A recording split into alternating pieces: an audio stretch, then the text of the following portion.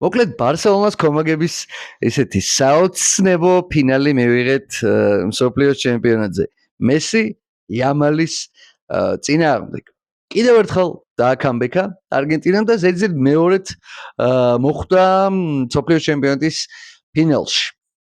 ჩემი აზრით პირველ რიგში ვისაც უნდა უთხრან მადლობა ამისთვის ეს არის ტომას ტუხელი უდაოდ.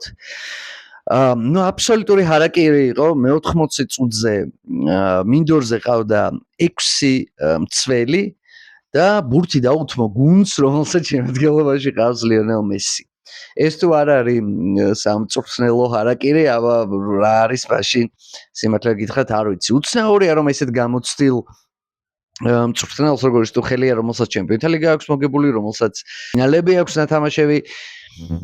აი ესეთი უცნაური რაღაც მოდის, მით უმეტეს რომ მთელი მატჩის განმავლობაში პრინციპში შეიძლება ითქვას, რომ ინგლისის კარნახით მიდიოდა, ინგლისაც აწყობდა, ის ხდებოდა სადღაც 71 წუთამდე. 71 წუთზე აი ეს უცნაური გადაწყვეტილებები ტუხელისგან გუნდის წინააღმდეგ, რომელმაც არაერთხელ დაამტკიცა უკვე რომ 90, 95, 96 წუთამდე არაპირებენ დანებებას, ბძვიან, ყველაფერს დებენ მინდორზე და სამართლიანი შედეგი მივიღეთ მაგ მხრივ აბსოლუტურად რა.